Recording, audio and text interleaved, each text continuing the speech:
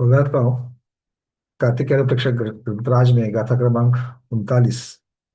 अब नरक के दुखों के बारे में अंतिम गाथा आएगी, उसके पश्चात तिर्यंज गति के दुखों की चर्चा चलेगी। किंतु एक संसार अनुप्रेक्षा की अपेक्षा से ही एक दो स्वाध्यायी ने कुछ प्रश्न पूछे हैं। पंडित मंगत राय जी द्वारा लिखित जो बड़ी भावना है, बड़ी बारह भावना जो कही जाती है, तो उसमें संसार अनुप्रेक्षा में एक पद्य आता है। भोगी पुण्य फल हो इक इंद्री, क्या इसमें लाली। सबको याद है? हाँ, इसी के ऊपर प्रश्न है। भोगी पुण्य फल हो इक इंद्री, क्या इसमें लाली। कुतवाली दिन चार फही, फिर खुरपा और जाली। इसका अर्थ क्या है? तो ये अर्थ पूछा गया है। देखिए, अगर हम ध्यान से पढ़े तो इसके पहले की जो दो लाइन है, वहां पर नरक तिर्यंज गति के दुखों के साथ में फिर देव गति के दुखों की चर्चा चल रही है। और उसके पश्चात पंडितवर इस लाइन को लिखते हैं। तो जो जीव एकेंद्रिय से शुरुआत करते हुए नरक आदि तिर्यंजों के दुख भोगते हुए गिरते पड़ते संभलते आगे चल करके देव गति तक पहुंचा, और वहां पर देवगति पे पहुंचकर उसने क्या किया? बहुत सारे फल को भोगा, सुख को भोगा। कैसे भोगा?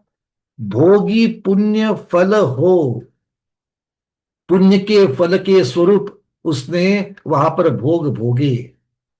किंतु मिथ्यात्व के कारण जब वो भोग छोड़ने का समय आ गया, तो अंतिम 6 महीने में हाय हाय करते हुए मिथ्यात्व के साथ में एकेंद्रिय जीव की उसने गति बांधी, वो आयु बांधी।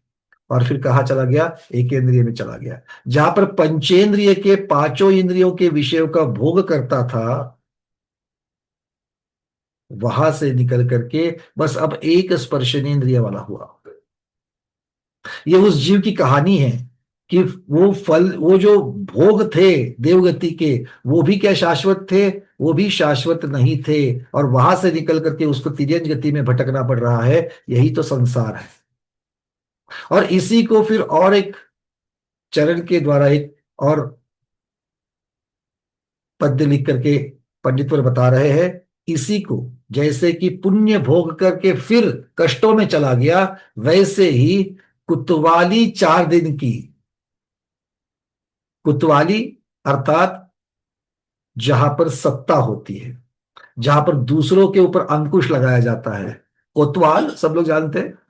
कोतवाली करना मतलब क्या है? मुखियागिरी करना, पुलिस, जो भी आप समझना चाहो। तो वहां पर बहुत रौब रहता है। तो वो रोब पुण्य का फल है, वो पद को धारण करना पुण्य का फल है। किंतु वो भी कितने समय के लिए है? उसका भी अपना एक रिटायरमेंट है, उसकी एक अपनी एक मर्यादा है। उसके पश्चात जब आपका पद चला जाता है, पद चला जाने के बाद में आप एक सामान्य व्यक्ति बनते हो। वो रौब, वो आज्ञा, वो सारी चली जाती है। जो आपके पास में गाड़ियां थी, जो सुरक्षा आदि थी, वो सब निकल जाता है। और फिर वही खुरपा और जाली। खुरपा और जाली से वो यहां पर क्या कहना चाहते हैं कि जो अति सामान्य व्यक्ति रहते हैं, अपने अर्थार्जन के लिए खेत में काम करते हैं। खेत में खुरपा, जो घास आदि निकालने के काम में आता है, वो फिर से हाथ में लेना पड़ता है। पदधारी हाथ में खुरपा लेकर के काम करते क्या? नहीं, वो तो दूसरों के ऊपर रौब झाड़ते हैं। किंतु ये वापस आकर के उनको यही चीज करनी पड़ती है। और जाली, अब जाली के अर्थ अलग अलग लोगों ने अलग अलग किए हैं। कोई जाली का मतलब मछुआरे वाली जाली करता है कि खरगोश पेट पालने के लिए भी दूसरों को मारना पड़ता है, इस प्रकार की जाली। या फिर जाली खेतों में भी उपयोग में आती है। जब आप जमीन को ठीक करने के लिए एक छोटी सी जाली जैसा एक यंत्र की जैसा रहता है, वो भी आप उसको इस्तेमाल करते हैं। वो टूल, हथियार कहना चाहिए, यंत्र नहीं होता है वो, हथियार जैसा ही होता है। खुरपा रहता है वो ऐसा आंकड़ेदार रहता है। और जाली जो रहती है वो इस प्रकार से जमीन को ठिकाने करने के लिए रहती है। तो खैर, अलग अलग तरीके से, किंतु यहाँ पर भाव समझते हैं कि संसार में जैसे भटकन होती है, भटकन में जाकर के पुण्य का फल भोगते हुए जैसे वो पूर्ण हो जाएगा, फिर जाकर के कष्टों में गिरता है, उसी प्रकार का दृष्टांत यहाँ पर दिया गया है। ठीक है, तो बहुत सारे लोग पूछ रहे थे, इसलिए मैंने आज क्लास की शुरुआत में इसका खुलासा कर दिया है। अब और एक प्रश्न एक दीदी का है, नागपुर से सरलू शाह जी पूछ रही है कि उन्होंने एक किताब मुझे भेजी है, कांटों की सुरक्षा में खिलते फूल, इस नाम की एक मुनिराज के द्वारा लिखी हुई ये किताब है। उसका वो स्वाध्याय कर रही, उसके अंतर्गत कुछ जो पढ़ा उन्होंने, उस पढ़ाई के ऊपर उन्होंने प्रश्न पूछा है कि मैं इस पुस्तक का स्वाध्याय कर रही हूं, उसमें अगर दूसरे के चौकों में फल आदि देने के बारे में निषेध किया है, उसमें अतिचार का दोष लगता है, ऐसा लिखा है। फिर हम अनुमोदना के द्वारा तो पुण्य मानते ही है, हर बार तो हम लोग आहार स्वयं चौका लगा करके आहार नहीं दे सकते हैं, तब हम जाकर के उसके लिए आहार दान की रसीद बना देते हैं, अर्थात पैसे के द्वारा या कुछ चीजों के द्वारा, वस्तुओं के द्वारा, फल आदि सामग्री के द्वारा हम लोग चौके में देते हैं। तो क्या इसको कैसे ले, मतलब इसका कैसे अर्थ करें? हम लोग तो इस प्रकार की चीजें करते हैं, जब साक्षात चौका नहीं लगाते हैं तब जाकर के अपने दूसरे चौके में जाकर के कुछ फल आदि देते हैं, कुछ सामग्री देते हैं, या फिर आहार दान की रसीद करते हैं। बहुत बार तो ऐसा होता है कि साधु है ही नहीं उस क्षेत्र पर, फिर भी हम आहार दान की रसीद बना देते हैं कि जब आवे तो उस दान का उपयोग हो जाए। और यहाँ तो किताब में लिखा है कि ऐसे दूसरे के चौके में फल आदि देना अतिचार है। इसको पहले ठीक से समझ लो, कभी कभी शब्दों का अर्थ का अनर्थ होता है, और कोई भी मुनिराज आगम के विरुद्ध क्यों लिखेंगे, तो इसका अर्थ हमें सही निकालना है।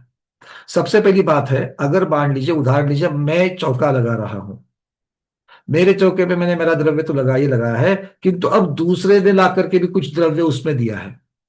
हो सकता है कि नकदी पैसे के द्वारा हो सकता है कुछ फल के अपेक्षा से हो सकता है कुछ सब्जी आदि या कोई और दे करके गया है, कभी घी वगैरह दिया जाता है, कोई औषधि दे करके जाता है। तो जब मैं वो साधु को आहार दे रहा हूं, भोजन गृह में हम लोग जब उनको लेकर के आते हैं, चौके में लेकर के आते हैं, और जब हम आहार कराते हैं, तो इस प्रकार की भावना बन जाती कि इस चौके में जो भी बना हुआ ये इनका है। आजकल साधु समझ लेते हैं, साधु को ये सारी व्यवस्था पता है, किंतु ये ऐसा हो सकता है कि हम उसके पूरे पूरे स्वामित्व का, जो भी आहार दान में दिया जा रहा है उसका स्वामित्व अज्ञात भाव से या ज्ञात भाव से हम खुद करें। अगर मान लो किसी ने आकर के आम आपके चौके में दिए हैं, और वो आपने महाराज जी को बड़े, महाराज जी बड़े सुंदर आम हैं, हमारे चौके के ले लीजिए, इस भावना से अगर आप दे रहे हो तो पक्का अतिचार लग जाएगा, क्योंकि द्रव्य किसका था? दूसरे का। और दूसरे का द्रव्य लेकर के आपने अपना मान करके उसको बता दिया, तो इस प्रकार से यह अतिचार लगता है। इसका निषेध आगम में जरूर किया गया है। दूसरे का द्रव्य लेने का निषेध यहां पर नहीं है, क्योंकि अगर ऐसे नहीं तो फिर व्यवस्था बनेगी नहीं, कैसे व्यवस्था बनेगी? बात समझ में आ रही है? अगर मान लो दो मुनिराज है और 5 चौके लगे हैं, तो बाकी के जो 3 चौके जो खाली गए, वो अपना कुछ ना कुछ तो बना हुआ जो है वो तो आपके चौके में ला करके आहार देते ही देते हैं। इसीलिए जो भी चौके में जाते हैं, और इसका दूसरा और एक अर्थ निकालना, पहले पहले किसी ने चौका बनाया हुआ है, पहले किसी ने चौका लगाया हुआ है, चौका बनाया हुआ है, और आप लास्ट मिनट को जाकर के चौके में आहार दे रहे हो। दूसरे का द्रव्य, दूसरे ने बनाया हुआ द्रव्य लेकर के अगर आप वहां पर आहार दे रहे हो, तो फिर वह आपके लिए अतिचार है। आपको चौके में जाना है, आप अपने फल लेकर के जाइए, और वो जो फल है उतने ही फल वहीं पर बिलो करके बढ़िया से प्रासुक वगैरह देख करके फिर मुनिराज को या माता जी को दीजिए अपने हाथ से। बातें समझ में आ रही है? क्लियर हो रहा है? अतिचार कहाँ लगता है, कहाँ नहीं लगता है? दूसरे के द्रव्य को अपना द्रव्य मान करके दान देना, यह अतिचार है। दूसरे के बने बनाए चौके में जाकर के उसी का द्रव्य लेकर के दान देना, यह भी अतिचार लगता है। तो इसीलिए अपना द्रव्य लेकर अपने द्रव्य से ही, और इसीलिए आपने बहुत जगह देखा होगा, कई बार प्रतिभाधारी जो है ना, वो चौके में आते हैं, लास्ट मिनट में आते हैं, और वो क्या करते हैं, अपना डब्बा साथ में लाया रहता है, उसमें उन्होंने कुछ लड्डू, आहार की कुछ चीजें, किशमिश नहीं, वो तो ड्राई फ्रूट आदि लेकर के आते हैं, और वो उसी का दान लेकर के चले जाते हैं।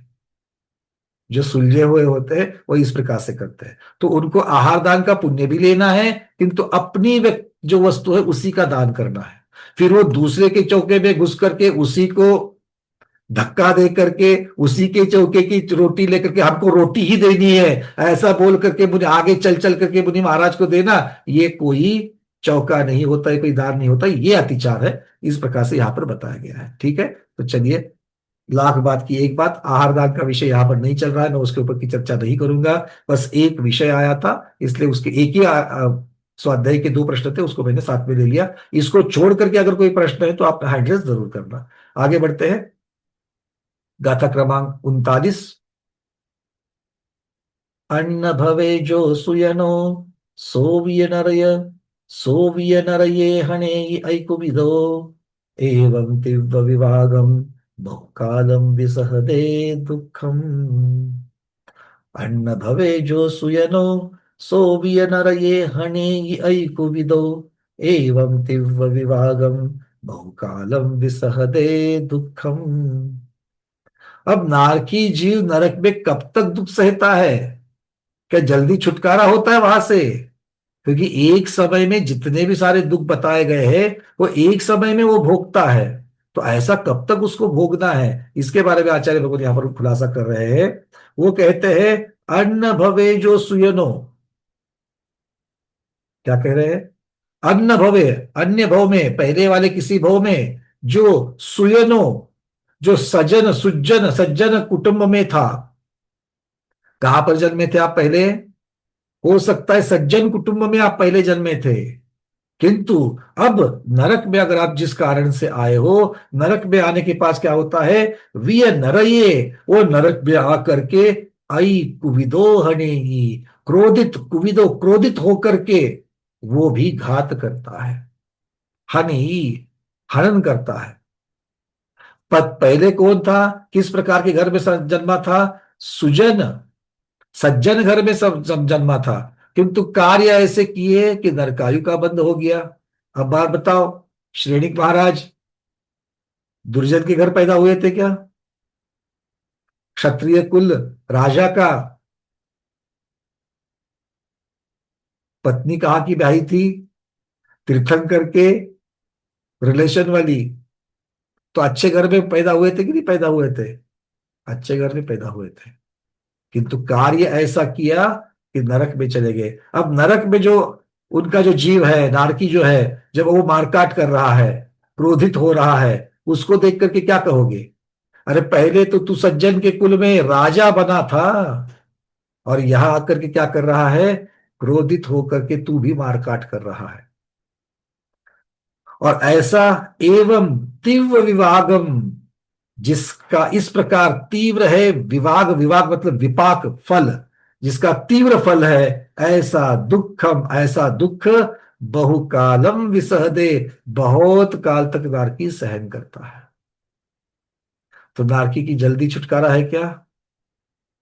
नहीं, बहुत काल तक, कम से कम 10,000 वर्ष के लिए तो छुटकारा नहीं मिलता। सोचो, आपको अभी कितनी उम्र मिली है? 70, 75, 80, है ना? उस 80 में भी आपकी कमर, आपके घुटने आपको कितने समय के लिए दुख दे रहे हैं? लास्ट के 10, 15 वर्ष, 20 वर्ष, है ना? और वो भी प्रति समय क्या सुई चुभोए जैसा दुख दे रहे हैं? आपका शरीर हाथ पांव तोड़े इतनी वेदना हो रही है? नहीं। 24 घंटे में कितनी देर वेदना होती है? जब वेदना होती है तो पेन किलर है, बाम है, पता नहीं क्या क्या लगाते हैं, सारे सारे पेन किलर्स भी अवेलेबल है, तेल अवेलेबल है, उपचार अवेलेबल है, और वो भी इतने से समय के लिए मिलते हैं, किंतु प्रति समय महावेदना, महावेदना, महावेदना, वो भी लगातार, अगर 10,000 वर्ष के लिए भी मिल जावे तो क्या, किसका चुनाव करेंगे? किसको आप चॉइस में लोगे? 10, 15 साल कभी कभार दर्द देने वाले घुटने या कमर, या फिर 10,000 साल प्रति समय महावेदना देने वाला नरक। ये जब हम चिंतन करते हैं तब समझता है हमारा दुख उसके सामने कितना कम है। और इसीलिए जब भी हमें वेदना होती है, हाय हाय करके आत्म ध्यान करने की जरूरत नहीं है। जब भी हमें वेदना सताती है, हमें नरक की वेदना जो नारकी भोग रहे हैं उस नारकी को याद करो कि एक तीर्थंकर प्रकृति का बंध करने वाला 16 कारण भावना अप्रतिम, इतना सुंदर, जो सबको नहीं होता है, बहुत विशेष घटना है। सम्यक दृष्टि, क्षायक सम्यक दृष्टि तो बहुत सारे बन गए। क्षायिक सम्यक दृष्टि बहुत सारे बन गए, कितने अनंतानंत बन गए। और तीर्थंकर वो भी अनंतानंत बन गए। किंतु अनंतानंत सिद्ध परमेष्टि के सामने अनंतानंत तीर्थंकर कम ही है कि नहीं है? बहुत कम है, बहुत कम है। एक कल्प काल में 2 24 होती है भरत ऐरावत में, अगर देखा जाए तो 20 कोड़ा कोड़ी में 2 24 होती है। तो अपना नंबर कब आएगा? पहले से कितने लाइन में रहेंगे? है कि नहीं है? तो इसके लिए बिल्कुल माया दीदी कह रही है कि दुनिया में कितना गम है, मेरा गम कितना कम है, ये समय पर याद आना चाहिए। क्योंकि हमें आर्त ध्यान से बचना है। आर्त ध्यान हमें कहाँ लेकर के जाता है? नरक तक लेके जाता है। इसीलिए हमें आर्त ध्यान से बचना चाहिए। अब चलते शुभचंद स्वामी के चरणों में। आचार्य भगवान इस गाथा क्रमांक 39 का कैसे संस्कृत छाया करते देखते हैं। अन्न भवे यह सुजन, स अपि च नरके हन्यते अति कुपितः, एवं तीव्र विपाकम बहुकालम विषहते दुखम। यो जीव, ऐसा जीव, अन्य भवे, मनुष्य भवे, तिर्यक भवे, वा स्वजैन है, स्वकीय जगह। अब कौन सा भव? अन्य भव मतलब कौन सा? हो सकता है कि मनुष्य भव या तिर्यक भव में क्या था? स्वजन था। स्वजन मतलब स्वकीय जन, आत्मीय। जो सज्जन होते हैं उनको इस प्रकार से कहा जाता है। अपि च स्वजन, नर के रत्न प्रभा दो उत्पन्न, इस प्रकार से जो है वो रत्न प्रभा आदि नरकों में जो उत्पन्न हुआ है, क्या कर रहा है वो? सन अतिकुपिता, बहुत क्रोधी हो रहा है। कैसे? क्षेत्र स्वभावात अतिक्रुद्ध, वहां के क्षेत्र के निमित्त से वो अति क्रोधित हो रहा है। अरे मुझे कहाँ ला करके डाल दिया, क्यों मुझे इतनी वेदना? देखो, बहुत बार ना दुख बाद में होता है, उसके पहले व्यक्ति उस दुख की वजह से क्रोधित होता है। अनुभव किया आपने कभी इसका? अरे क्या किया मैंने, क्यों मुझे इतनी तकलीफ हो रही है? और दुख में जीव दूसरों के ऊपर चिड़चिड़ भी करता है। तो चिड़चिड़ किसके ऊपर से होती है? क्रोधित होने के पश्चात ही होती है कि नहीं होती है? आपकी कमर दुख रही है और सामने वाला आकर के आपको, हर रोज तो आपको पूछ करके सब्जी बनाई जाती है ना? और आज अभी जबरदस्त आपकी कमर दुख रही है और सामने से आकर के अगर बहू पूछ रही है, बाजी कौन सी सब्जी बनानी है, आपने कोई वो जवाब नहीं दिया क्योंकि आप करा रही हो। फिर से उसने पूछा, अरे जा तुझे जो बनानी है बना ले, मेरी तो कमर गई। अब बोलो, जो चीज आपको पूछ करके की जाए ऐसा आपको हर रोज लगता है, आज उसी के ऊपर आप क्रोधित हो रहे हैं। तो ये किसका फल है? उस महावेदना का फल है। उस निमित्त से, उस वेदना के निमित्त से हो रहा है। और ये वेदना यहां पर ऐसी क्यों हो रही है? नरक में, नरक के जो क्षेत्र है, नरक क्षेत्र मतलब नरक में जाने की वजह से वहां पर जीव जो है वो कोपित हो रहा है। संहंति पूर्व भव संबंधी, नस्तत्र जाता नहीं नास्ती। पूर्व का संबंधी जो है, पूर्व भोग के जो संबंधी होते हैं उनके ऊपर भी वो क्रोध करता है। एवं पूर्वोक्त प्रकारेण दुखम असातम बहुकालम पल्योपमादि सागरोपमादि काल सहते क्षमते। ऐसा वो दुख कब तक? पूर्वोक्त प्रकार है ना, अब तक जितनी प्रकार बताया गया, पंच प्रकार ने जो दुख वो भोग रहा है, वो कितनी कब कब करता है? तो कह रहे हैं असाता के साथ में वो बहुकालम। बहुकालम मतलब कितना है? पल्योपमादि सागरोपमादि कालम। कथम भूतम दुखम? तीव्र विपाकम। तीव्र विपाक मतलब तीव्र फल के स्वरूप, अनेक प्रकार, अलग अलग प्रकार से, पंचकोट्या पंचकोचाष्टषष्टि लक्ष नवति नवसहस्त्र पंचशत चतुरिशति संख्य रोगादिनः। नारकियों को कितने रोग होते हैं उसकी संख्या यहां पर बताई गई है। किस प्रकार से वो भोग रहा है दुख को, तो एक उसका प्रकार बता रहे, रोग का कितने रोग है, जिसको लिखना है लिख लो। 5,68,99,584। 5,68,99,584। इतने प्रकार के रोग नारकी को होते हैं। अब इसके सामने अपना दुखड़ा रो लो। हमें और आपको कितने हैं? जितने ब्लड रिपोर्ट कराने सारे ब्लड रिपोर्ट करा लो। एक ब्लड रिपोर्ट ऐसा नहीं होता कि जिसमें सारे के सारे पैरामीटर आपके खराब है। कुछ तो अच्छे आते हैं, कुछ तो खराब आते हैं। जो आपको पूरा शरीर मिला है, एक साथ सारी चीजें दुखती है क्या? कमर भी दुख रही है, घुटना भी दुख रहा है, हाथ भी दुख रहा है, दांत भी दुख रहा है, कान भी दुख रहा है, पेट भी दुख रहा है, सर भी दुख रहा है, आंखें भी जलन हो रही है, सारी चीजें एक साथ हो रही है। नारकी को सब कुछ एक साथ एक समय प्रति समय हो रहा है। आगे कहते हैं, तीव्र तीव्र विपाक उदयो यत्र तथोक्तम। ये किस लिए हो रहा है? ये सब अशुभ कर्म जो है, अशुभ कर्म के तीव्र उदय। अब यहां पर अनुभाग की चर्चा चल रही है। एक स्थिति की चर्चा चल रही है, दूसरी अनुभाग की चर्चा चल रही है।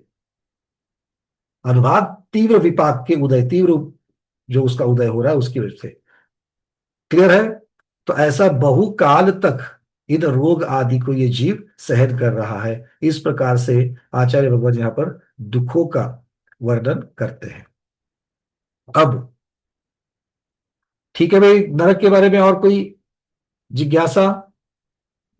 दर्शन आदि जो कराने हैं वो बाद में, अब पहले स्वाध्याय पूर्ण होगा।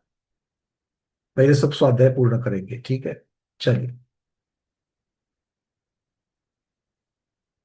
हाँ भाई, सबको किसी को कोई प्रश्न है? नरक के दुख के बारे में कोई प्रश्न है? नरक में जाने के बारे में दुख कोई प्रश्न है? नरक से निकलने के बारे में कोई प्रश्न है?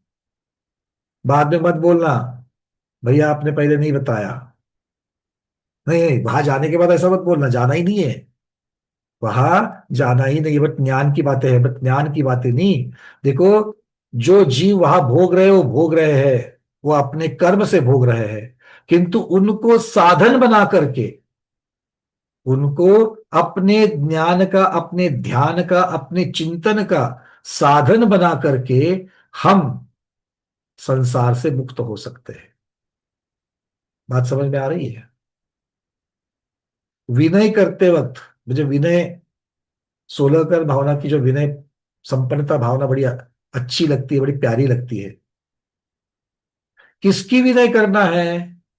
सम्यक दृष्टि की। क्यों? उसके सम्यक दर्शन के कारण। इतना सहज और सरल गणित है। किसकी विनय करनी है? सम्यक चारित्रधारी की। अरे चारित्र खुद धारण नहीं किया है, दूसरे ने किया है, उसको नमोस्तु करना है भैया। इतना सीधा सरल मार्ग है, इतना सीधा सरल मार्ग है। और उनको करते करते, उनके प्रति विनय रखते रखते एक दिन अपने में भी आ जाएगा। चलिए, कुछ हाथ ऊपर हुए हैं, देख लेते हैं। हेमांगी दीदी पूछिए। वंदना भैया, हम्म।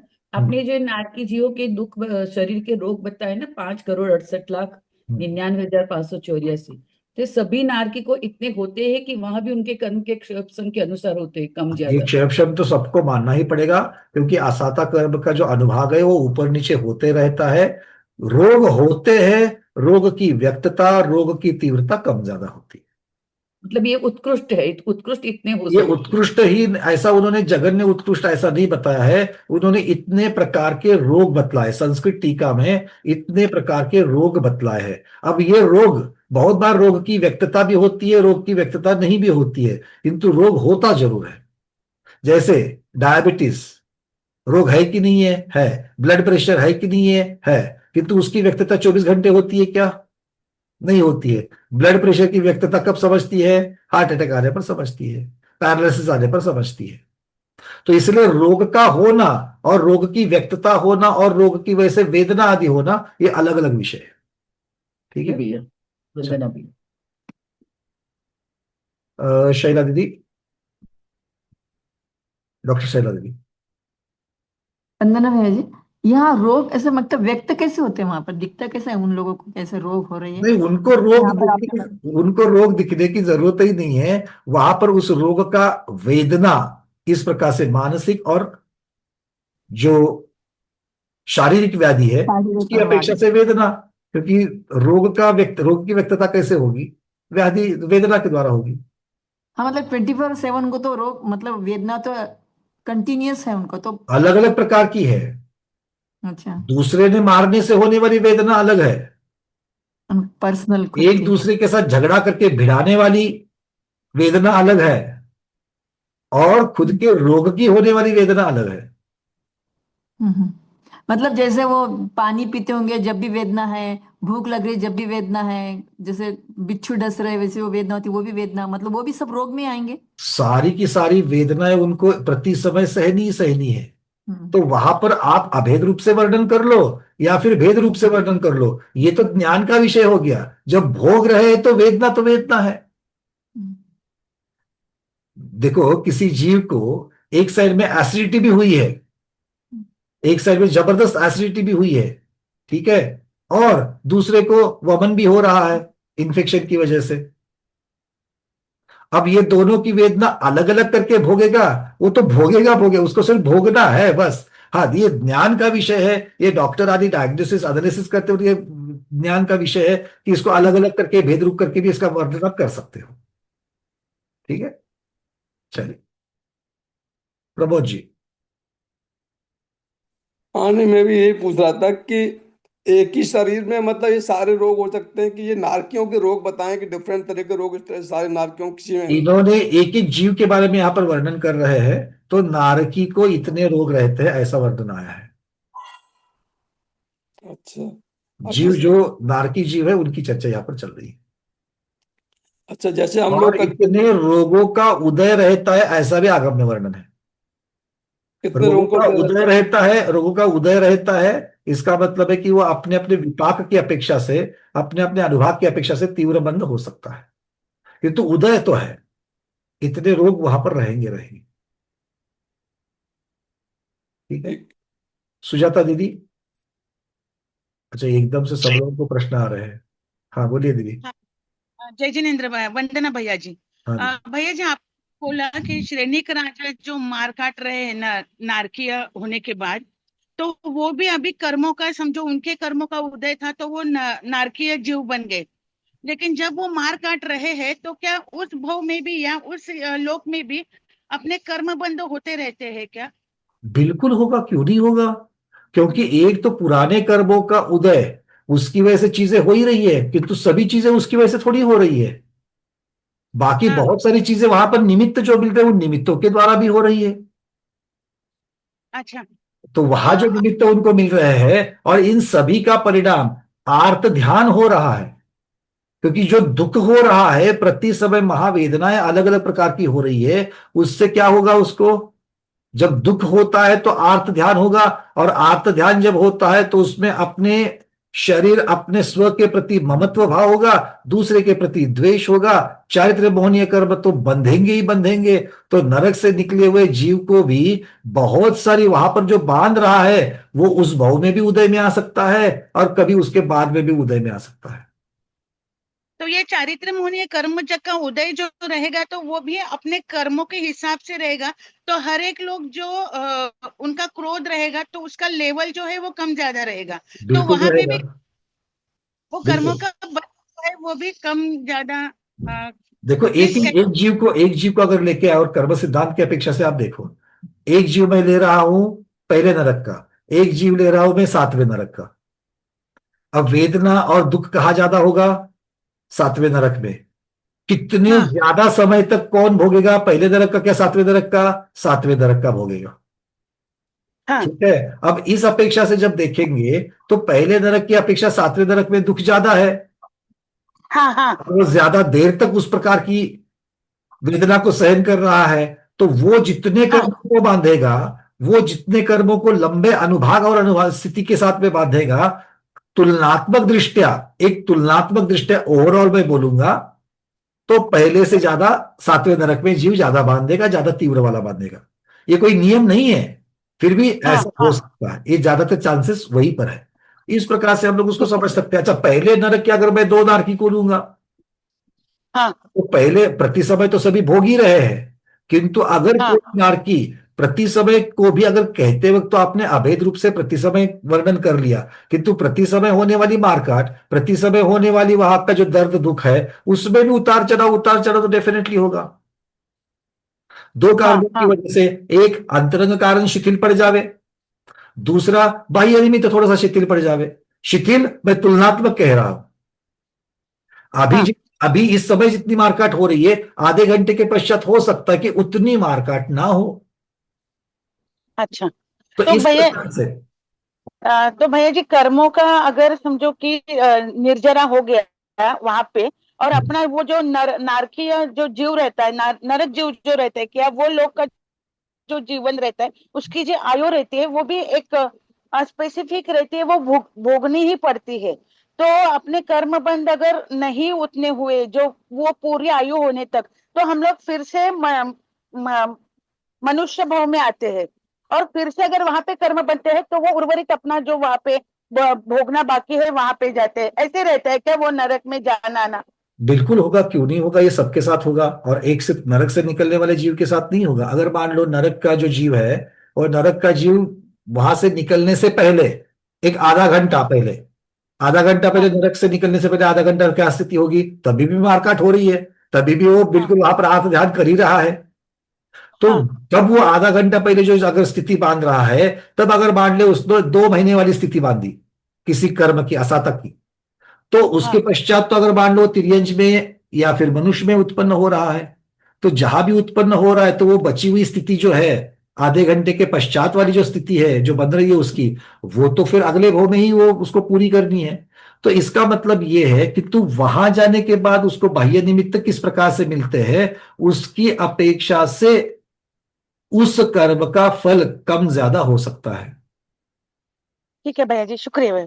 एक छोटा सा उदाहरण दे रहा हूं मैं आपको। हाँ नरक में मान लो उसने इस प्रकार की असाता बांधी कि उसे तीव्र शारीरिक वेदना होने वाली है, उसे हाँ तीव्र शारीरिक वेदना होने वाली है, ऐसा उसने कर्म बांधा, और वो वहां से च्युत हो गया और तिर्यंज गति में चला गया। अब तिर्यंज गति में वो कौन हुआ है, मान लीजिए हाथी का बच्चा हुआ, मतलब हाथी की योनि में चला गया।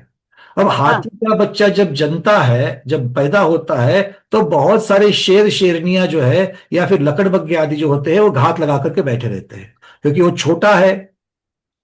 और अगर अकेली हथनी है, तो वो स्वयं भी उसको वहां पर उसके सुरक्षा के उपाय करने में समर्थ नहीं होती है, जब इनकी टोली हाँ रहती है तब शेरनियों की। तो समझ हाँ लीजिए कि वो हथनी के ऊपर जाकर के अब उसको वो जो पीड़ा होने वाली शारीरिक, अगर उसके ऊपर, उस हथनी के बच्चे के ऊपर, जो अभी ये नरक का जीव जन्मा है, उसको जाकर के वहां पर वो सारे जो शेर शेरनियां हैं उसके ऊपर हमला कर दे, उसको मार करके खाने का प्रयास करे, ओ तो ये एक प्रकार का हो गया। और दूसरा उसको बाह्य निमित्त मिलता है, उसी जीव को उसी प्रकार के घात लगा करके बैठे हैं, किंतु वो जो हथनी है वो पूरे उसके अपने ग्रुप के साथ में है।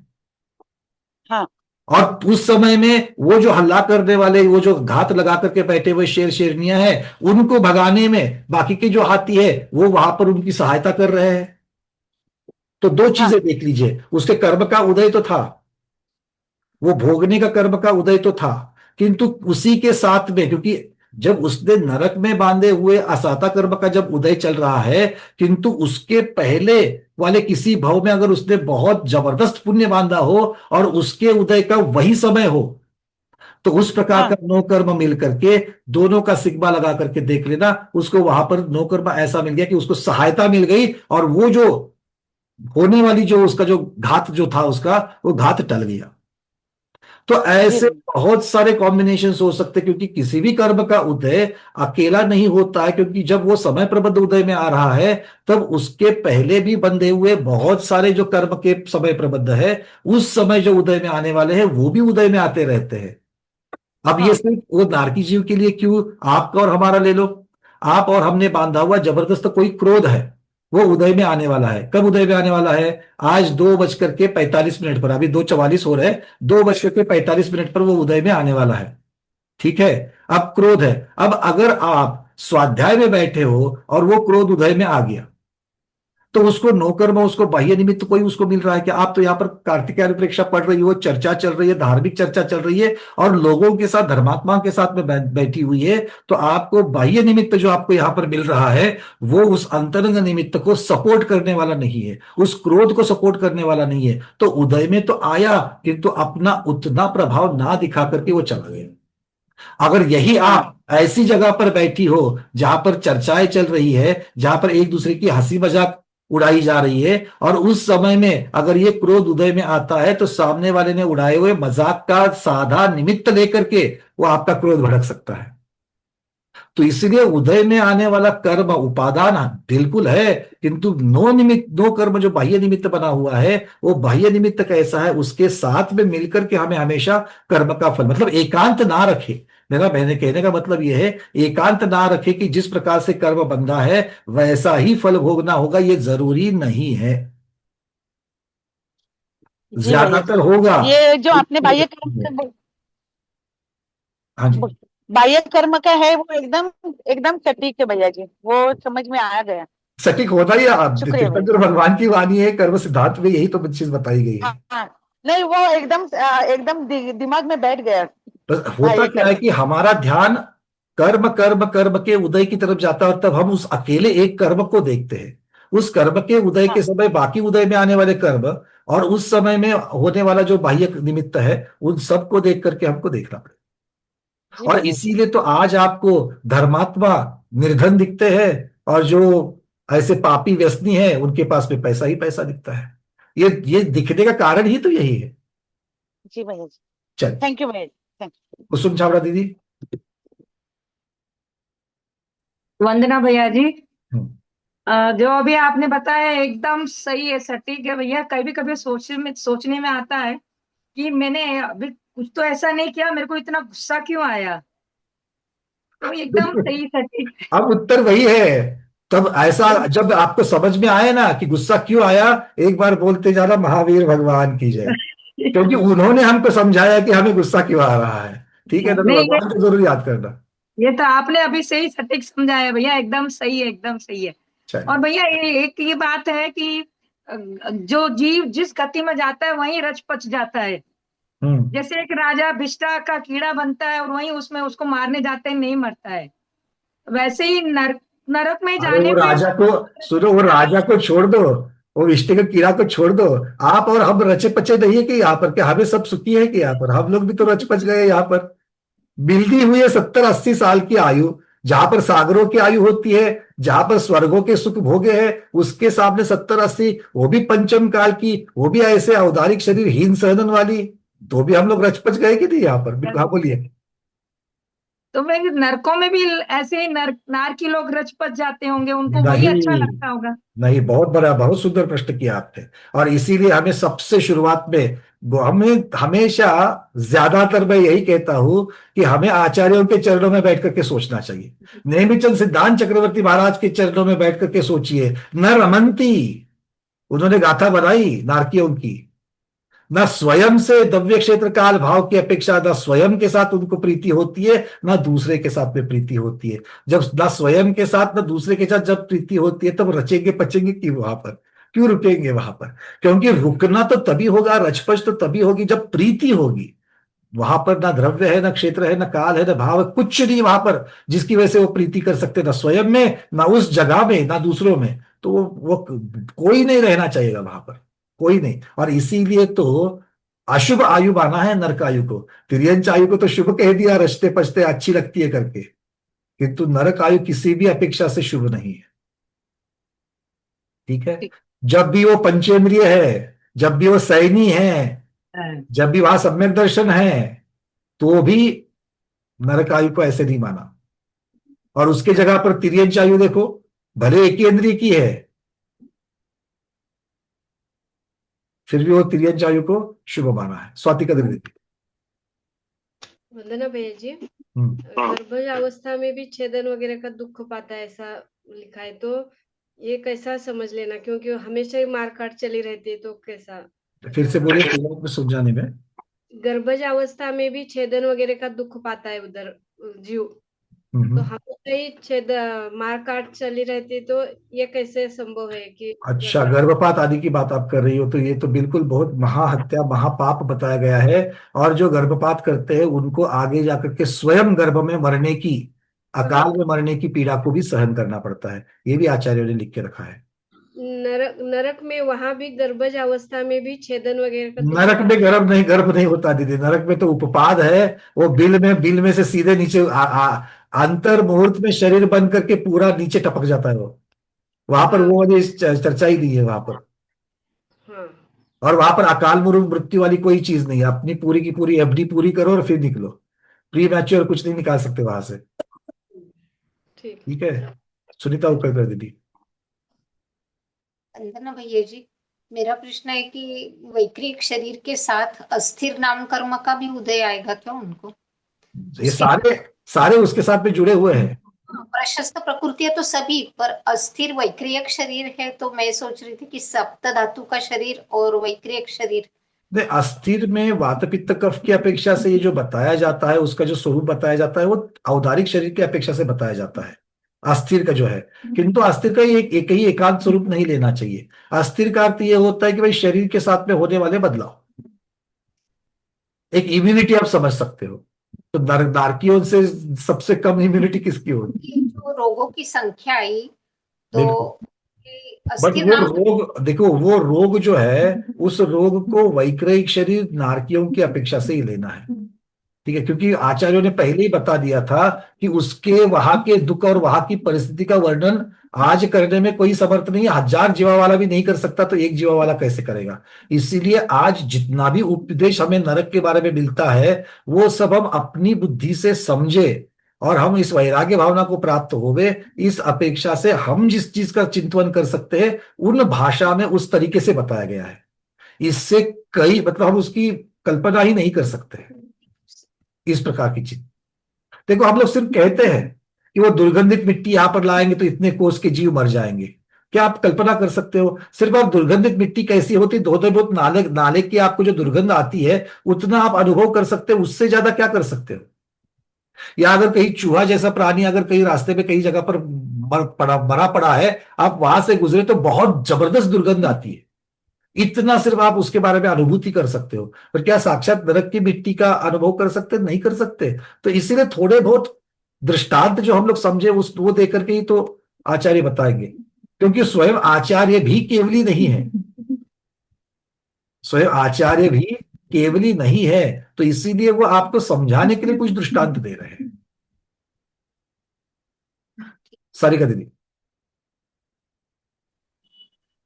वंदना भैया, मुझे एक क्वेश्चन था कि नरक में भी मतलब भाव शांत होते हैं क्या, हो सकते हैं क्या?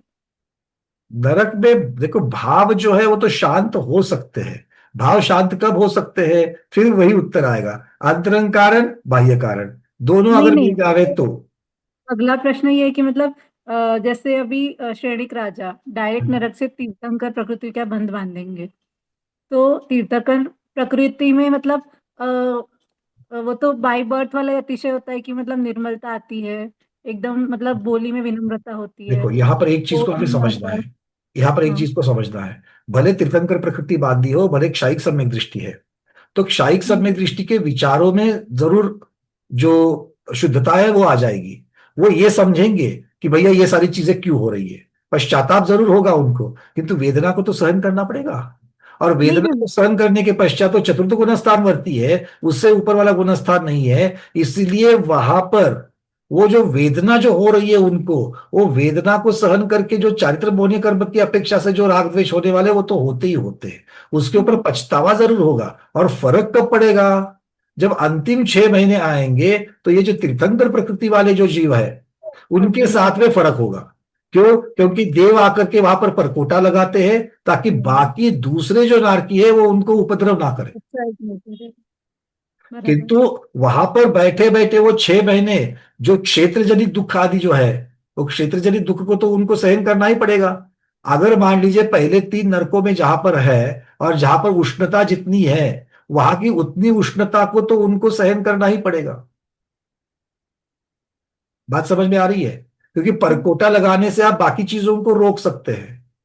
तो ये चीजें होती है, तो थोड़ा बहुत वहां पर सिर्फ तीर्थंकर प्रकृति वाले जो है उनके लिए फर्क जरूर होता है। Okay, thank you. ठीक है। हाँ।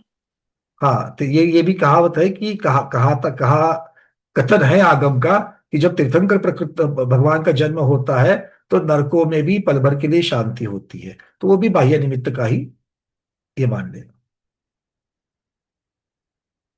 सुवर्ण दीदी,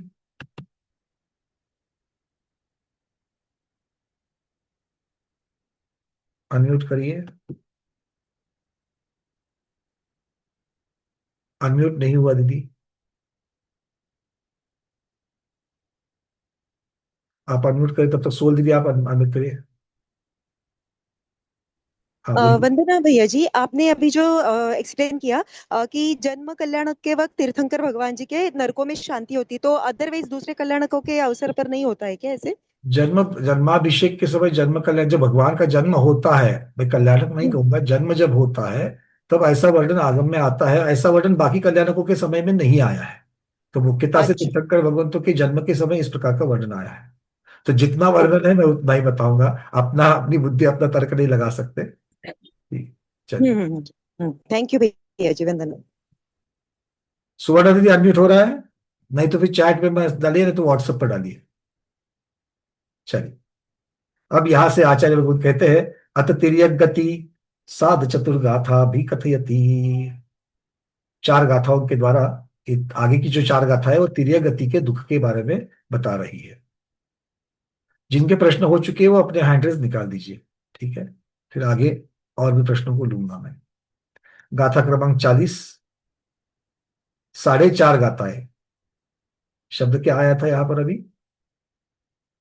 सार्ध चतुर्गाथा भी। सार्ध मतलब स अर्ध, अर्ध सही मतलब 4.5 गाथाएं।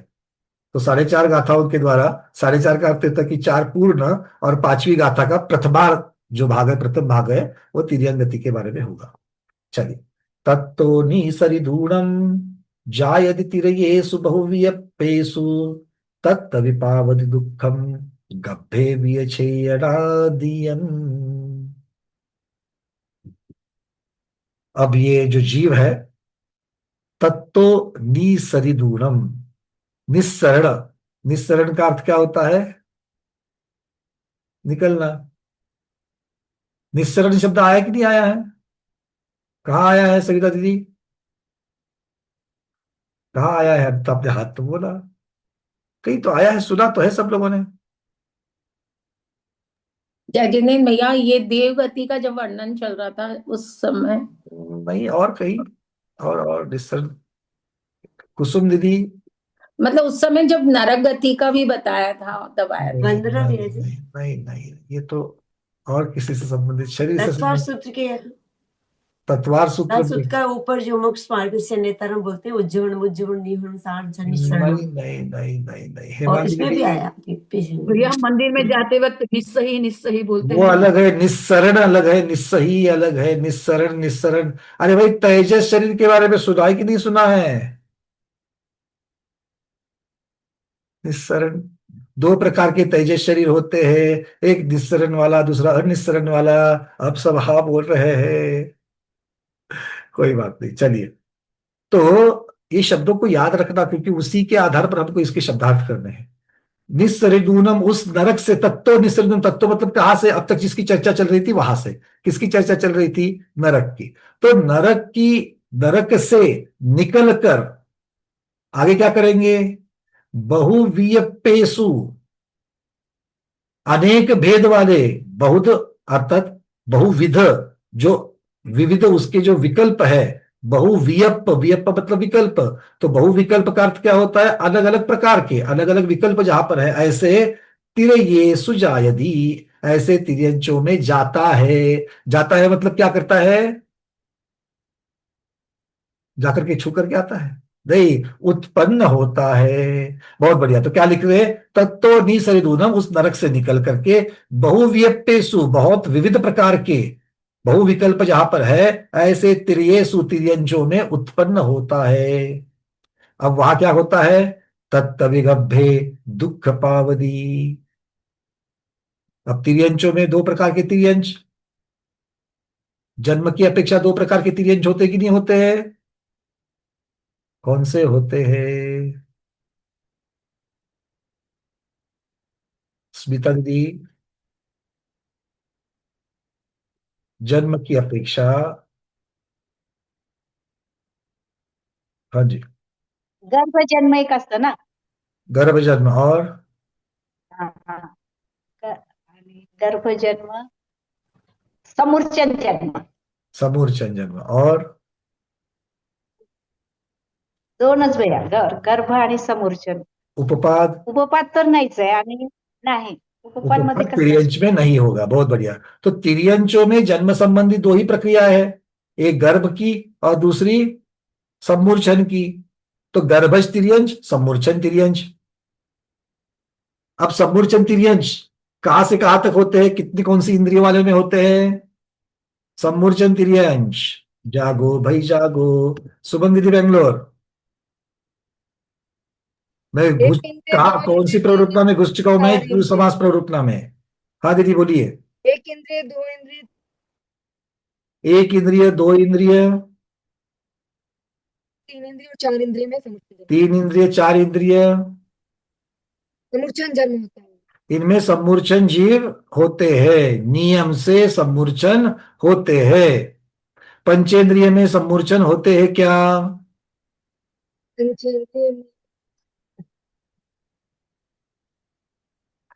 पंचेंद्रिय में सम्मूर्छन होते हैं क्या? विजय होते हैं. लक्ष्मी भी बोलिए। होते हैं पंचेंद्रिय में, हम भी मनुष्य में ही होता है ना समूर्छन जन्म. आवाज आवाज आवाज नहीं आ रही आपकी? मेरी आवाज भी कभी कभी म्यूट हो जाती है ना, बंद होती है। तो आचार्य भगवान बिल्कुल ठीक कहा आपने। वो कह रहे हैं कि लब्ध्य पर्याप्तक मनुष्य जो पंचेंद्रिय है वो भी, अर्थात पंचेंद्रियों में भी जो है वो सम्मूर्छन हो सकते। तो एक से चार तक नियम से, और पंचेंद्रियों में दोनों प्रकार के हो सकते हैं तिर्यंचों में। अब चूंकि चर्चा तिर्यंच की चल रही है, दीदी ने दृष्टांत दिया मनुष्य का, किंतु पंचेंद्रिय लब्ध्य पर्याप्तक भी सम्मूर्छन ही कहे जाएंगे। पंचेंद्रिय तिर्यंच लब्ध पर्याप्तक। तो इसका मतलब क्या हो गया कि जो एकेंद्रिय से लेकर चार इंद्रिय तक नियम से सम्मूर्छन तिर्यंच, और पंचेंद्रिय तिर्यंच में गर्भज और सम्मूर्छन दोनों प्रकार के हो सकते हैं। चलिए आगे बढ़ते हैं। तत्विगभ्य, तो गर्भज अगर तिर्यंच है तो गर्भज तिर्यंच क्या करेगा? गर्भ में दुख पाएगा। और क्या है वहां पर? वी ये क्षयनादियम, अपी शब्द लगा दिया, वी शब्द। वी शब्द का अर्थ क्या होता है? सम्मूर्छन भी।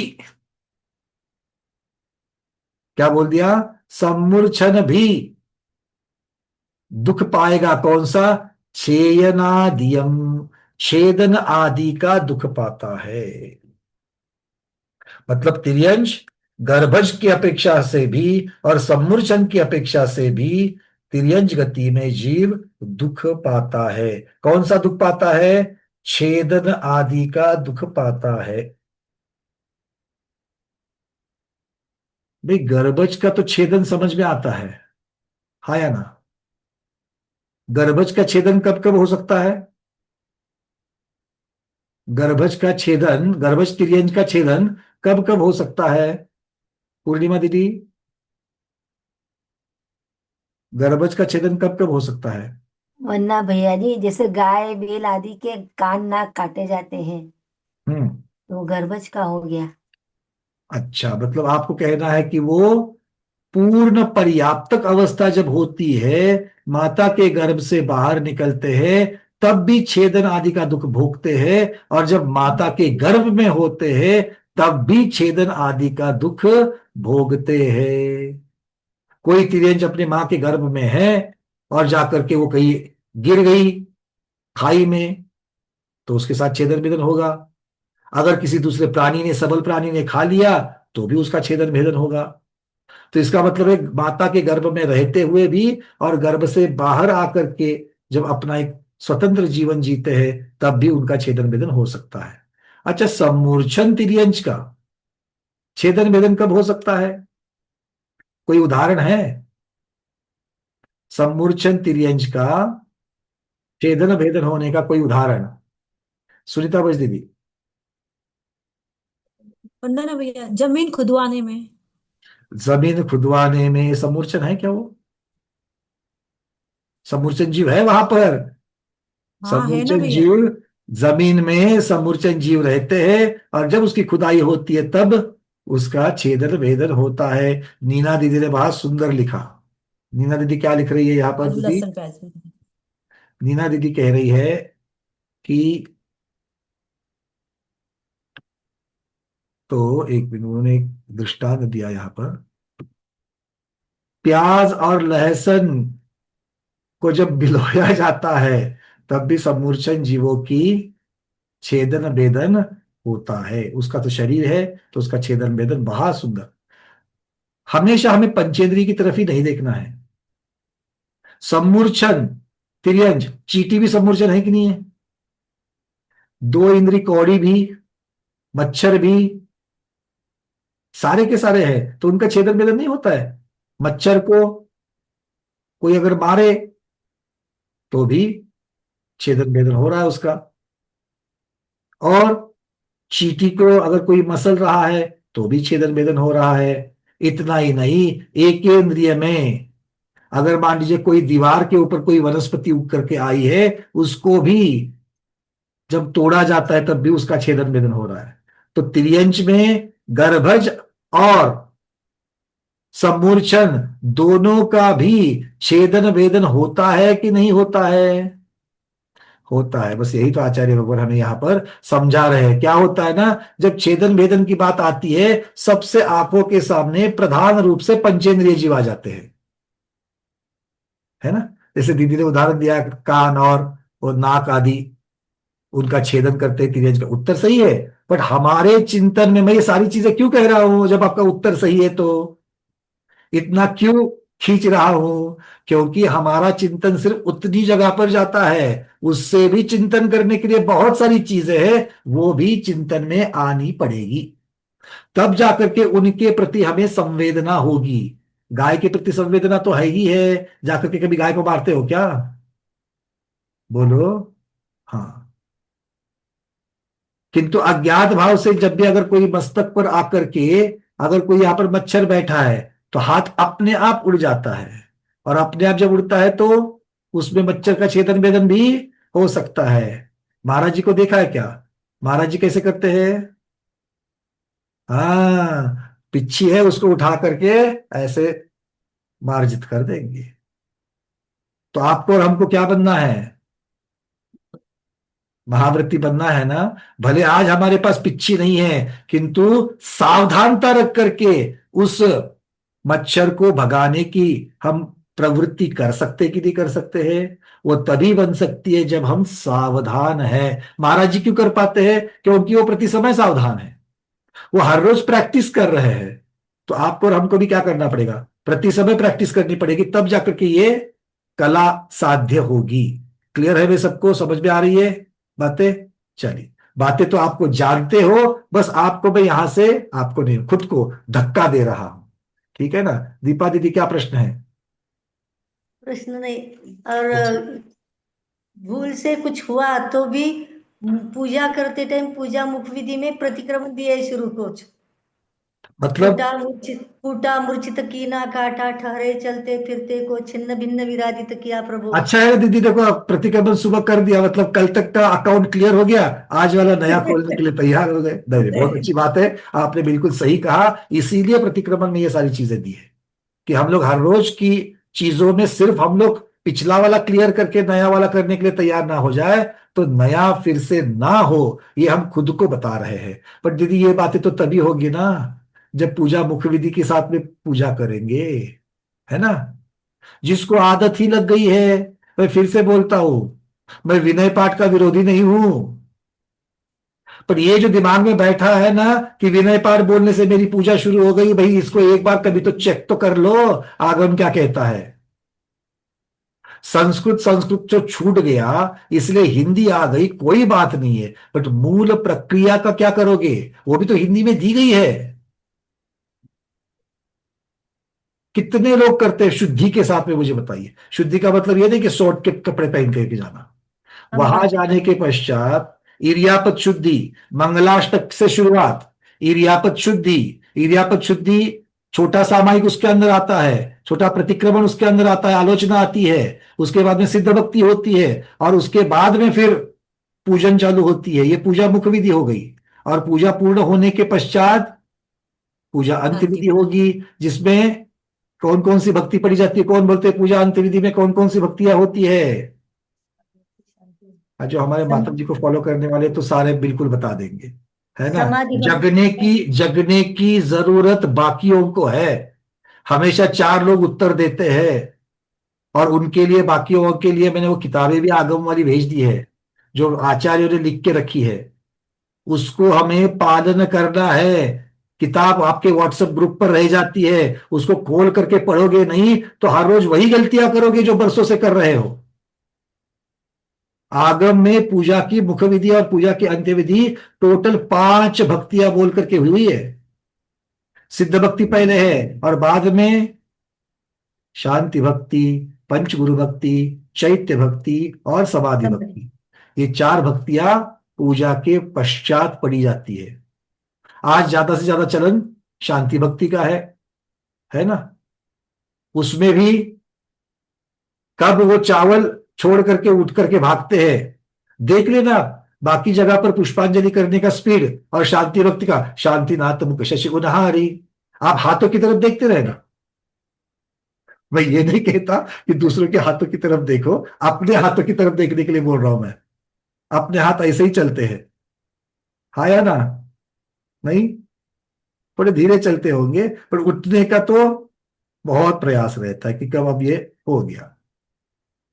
ठीक है, तो इसीलिए जब पूरी हम प्रतिष्ठापन क्रिया निष्ठापन क्रिया के लिए पीछे इतना क्यों पड़ते हैं, क्योंकि ये आगम की विधियां है, और आगमोक्त विधि सहित देव वंदना करना, इसी को सामायिक कहा जाता है, कृतिकर्म कहा जाता है।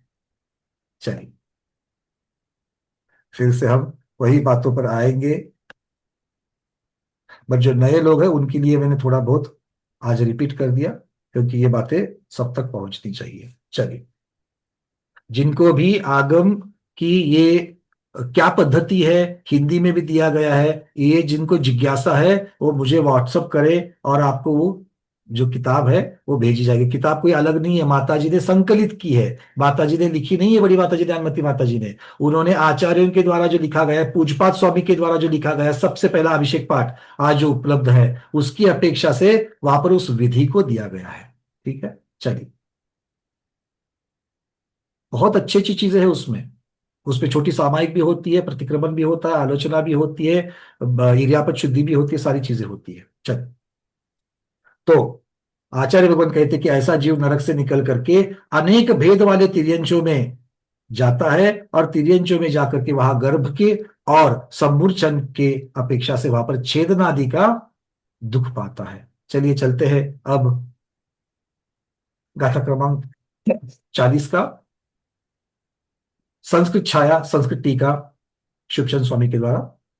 ततः निसृत्य जायते तिर्यक्षु बहुविकल्पेषु तत्रापि प्राप्नोति दुःखम गर्भे अपि च छेदनादिकम। जायते अर्थात उत्पद्यन्ते, पहले भी आचार्य भगवान ने नरक की गाथाओं के समय में बताया था, अभी यहां पर फिर से रिमाइंड कर रहे हैं कि जाना, जायते शब्द का अर्थ यहां पर उत्पन्न होना ऐसा लेना है। आगे क्या कहते हैं, क्व कहा जाना, कहा उत्पन्न होना, तिर्यक्षु तिर्यंशों में। अब तिर्यक्षु मतलब अक्ष किसे कहते हैं, आत्मा, मतलब तिर्यंश की यहां पर भव ऐसा समझ लेना। तिर्यंश भव में क्या, ऐसा तिर्यंश भव किसे कहेंगे, एकेंद्रिय विकलत्रय संज्ञ संज्ञी पंचेंद्रियादि बहुविकल्पेशु। तो ये बहुविकल्पेशु शब्द जो आया था, बहुवियप्पेषु, मूल गाथा में शब्द था बहुवियप्पेषु। तो ये बहुविकल्प, तिर्यंज के बहुविकल्प कौन से है? आचार्य कह रहे एकेंद्रिय जीव जो स्थावर कहलाते, पंच स्थावर। विकलेंद्रिय अर्थात 2 इंद्रिय 3 इंद्रिय 4 इंद्रिय कहलाते हैं। उसके पश्चात शब्द आ गया संज्ञ संज्ञी, जोड़ाक्षर बना दिया, संगी असंगी, तो इनको मिलकर के संज्ञ संज्ञी ये शब्द बन गया। संज्ञ और असंगी पंचेंद्रिय आदि बहुविकल्पेषु, बहुत विकल्प वाले, किम कृत्वा तथा नरकेभ्य निःसृतः, निःसृत्य मतलब नरक से निस्सरण होकर के वहां जाते हैं। आगे कह रहे हैं निस्सरण मतलब निर्गत्य, निर्गमन होना अर्थात वहां जाना, वहां से निकलना। तत्रापि तिर्यगता, अब वहां से निकल करके तिर्यक में कहा गर्भे, गर्भे अपि शब्दात न केवलम गर्भे सम्मूर्छने छेदनादिकम। अब सम्मूर्छने तक ले लेना, मतलब अपि शब्दात न केवल गर्भे सम्मूर्छने, ना गर्भ सिर्फ लेना है, सम्मूर्छन वाले भी ले लेना है अपि शब्द से। और अपि शब्द प्राकृत गाथा में कहां पर आया था? देख करके उत्तर देना है मुझे। अपि शब्द प्राकृत गाथा में कहां पर आया था? वीके जैन साहब, आपके सामने प्राकृत गाथा है। बहुत बढ़िया, वी शब्द से ये बताया जाता है, बहुत बढ़िया। तो ये अपि शब्द वहां पर आ गया। आगे कहते हैं छेदनाधिकम, कौन सा दुख पाता है? छेदनादीय, ऐसा शब्द आया था। तो आदि शब्द से क्या लेना है? आदि शब्दात शीतोष्ण शुधा तृषादिकम।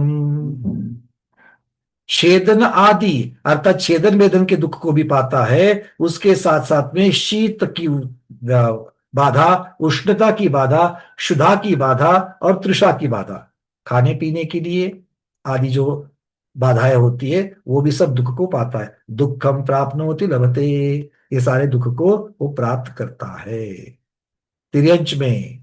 तो तिर्यंच में जाना पसंद करोगे तो कहाँ जाना पसंद करोगे? ऊपर के मंजिल पर, ऊपरी मंजिल पर। भटकना चारों में नहीं जाना है, चारों जगह दुख ही दुख है। भले मनुष्य से होकर के गुजरना है, पर दुख तो सब जगह पर है। चलिए, आप सब लोग 6 डाला पढ़ करके बैठे ना, इसलिए मुझे ज्यादा मेहनत करनी नहीं पड़ती है। सब लोगों ने 6 डाला पढ़ी है ना? ज्यादातर लोगों ने तो पढ़ी ही पढ़ी है। चलिए अगली गाथा, गाथा क्रमांक 41। एक गाथा और हो जाएगी, एक गाथा को ले लेते हैं। तिरिये तिरिये तिरिये हिं खज्जमाणो दुट्ठ मनुष्य ही हंडमाणो वी सवत्तवी संतट्ठो भय दुखम विसहदे भीमम। क्या सुंदर गाथा है। व्याघ्रादि से खाया गया, मारा गया नरकूर से, संतप्त होता सब जगह, भयभीत हो अति दुख सहे। इसका हम सब ने कभी ना कभी तो अनुभव जरूर किया है। बात इतनी है कि याद नहीं आ रही। कभी तो हम लोग मृग बने हैं, कितनी बार बने हैं, और कितनी बार हम शेर का शिकार हुए हैं। तो उन उन क्षणों को याद करो जब शेर हमको भक्षण कर रहा था, जब अजगर हमें पूरा निगल रहा था। उनको याद करो, किस प्रकार की वो महाभयंकर वेदना होगी। और ये कहां पर पाई जाती है? कहां पर पाई जाती है? तिर्यंच में, मुख्यतः तिर्यंच से। आगे चल के देखेंगे तो आजकल तो मनुष्य में भी आ गई है, क्योंकि जंगल जितने हम लोगों ने साफ किए हैं, सारे और सारे जितने पैंथर और लेपर्ड जितने हैं, मराठी में हम बिबट्या कहते हैं, हिंदी में क्या कहते हैं उसको? स्पॉटेड वाला रहता है, हिंदी में क्या कहते हैं? किसी को याद आ रहा है? शब्द कभी हम भूल जाते हैं। लेपर्ड को क्या कहेंगे? बिबट्या बोलते हैं मराठी में। विजय लक्ष्मी दीदी क्या कहते हैं उसको? चीता, चीता। अरे चीता नहीं भाई, चीता चीता अलग है। जो लेपर्ड होता है, लेपर्ड, लेपर्ड। हिंदी हिंदी वाले कोई है क्या? कहाँ गए प्रमोद जी आज? सुमन दीदी याद आ रहा है क्या? तेंदुआ, बहुत सही, बिल्कुल ठीक, तेंदुआ कहते हैं। बिल्कुल ठीक। वो तेंदुआ, वो तेंदुए की चर्चा आजकल तो तेंदुए गांव गांव में आ रहे हैं, हमारे पुणे में भी आ रहे हैं, सब जगह आ रहे हैं। ठीक है, चलिए आगे बढ़ते हैं। आचार्य भगवान कह रहे हैं उस तिर्यंज गति में जो जीव आया है, वो जीव क्या, उसके साथ क्या क्या हो रहा है देखिए। तिर्ये हिंकज मानो, हिंकज मतलब हिंस्त्र, हिंस्त्र तिर्यंज के द्वारा, अर्थात और क्या होता है, खज्ज मानो, वो खाया जाता है, सिंह व्याघ्रादि के साथ में खाया जाता है। और वी दुष्ट मनुष्य ही हन्न मानो, दुष्ट मनुष्य अर्थात शिकारी जो रहते हैं, जो दुष्ट क्रूर मनुष्य रहते हैं, जो म्लेंच आदि यहां पर नाम दिए हैं, म्लेंच कहो या उनको धीवर कहो, ऐसे जीवों के द्वारा वो मारे जाते हैं। सवत्त सब जगह पर, सभी जगह पर वो वी संतट्टो, सब जगह पर वो दुखी होता है।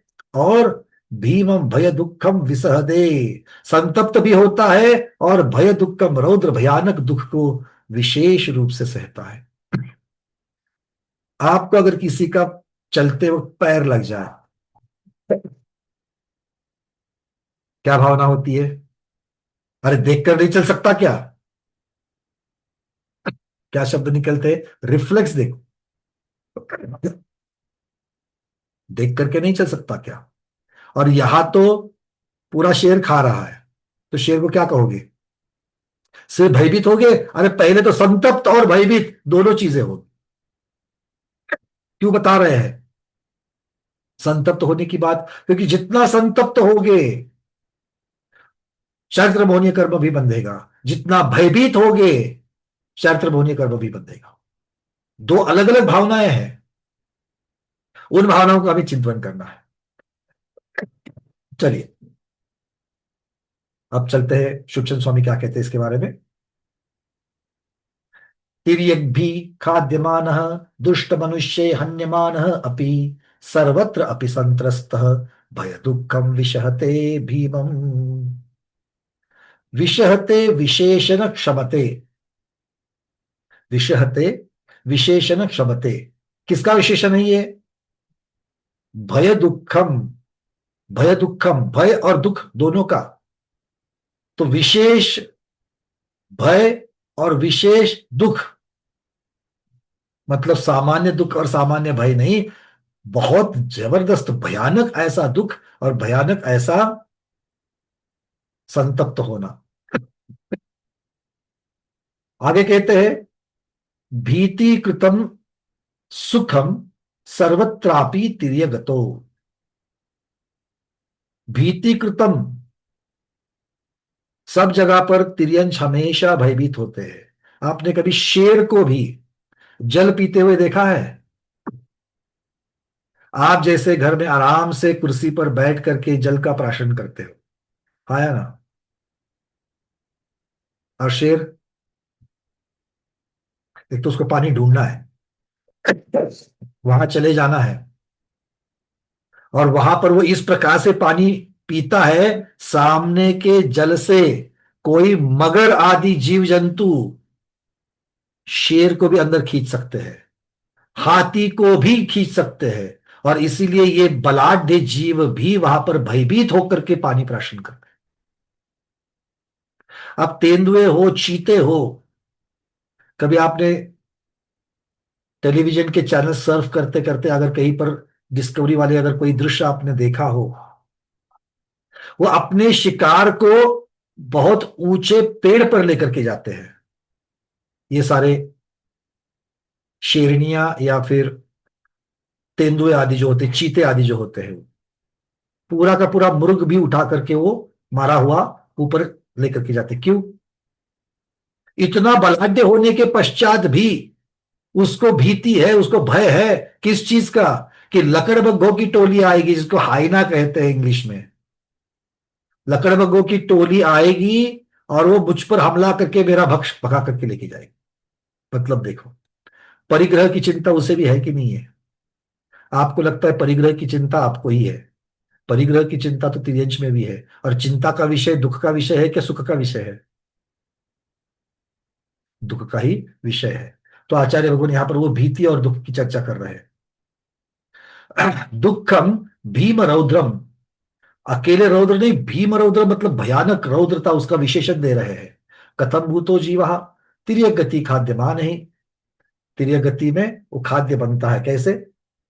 व्याघ्र सिंह वृक भालू, भलु भलु भलुक मार्जार कुरकुर मत्स्यादि भी भक्षमान। अलग अलग प्रकार के प्राणियों के नाम ले रहे हैं, भूचर के भी है, जलचर के भी है, और नभचर के भी है, जो आकर के उस जीव को अपना खाद्य बना देते हैं। नभचर में गरुड़ आदि है, वो भी आकर के पूरे खरगोश को उठा करके लेके जाते हैं। अरे खरगोश तो खरगोश, छोटे मेमने को भी उठा सकते हैं। ये सारे तिर्यंची है निर्बल, उनको उठा करके लेके जाते हैं।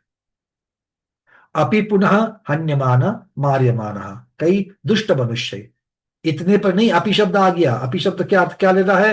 हन्यमाना, वो सिर्फ इनके द्वारा ही खाने जाने का ही भय नहीं है उनके पास में, और भी भय है। कौन सा भय है? हन्यमाना, मारे जाने का भय है। किसके द्वारा? कई दुष्ट मनुष्य ही, दुष्ट क्रूर मनुष्य के द्वारा। कौन है वो दुष्ट मनुष्य?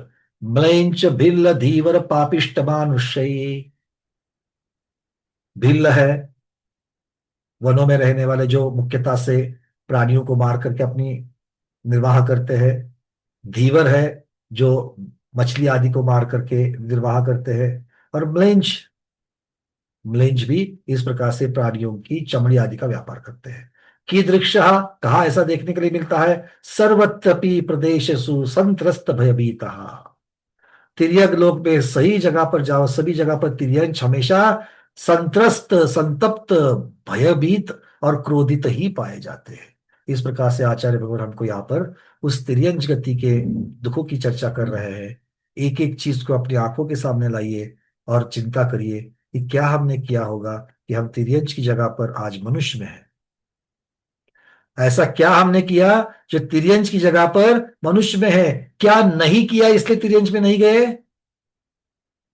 मायाचारी नहीं करी इसलिए तिर्यंच में नहीं गए।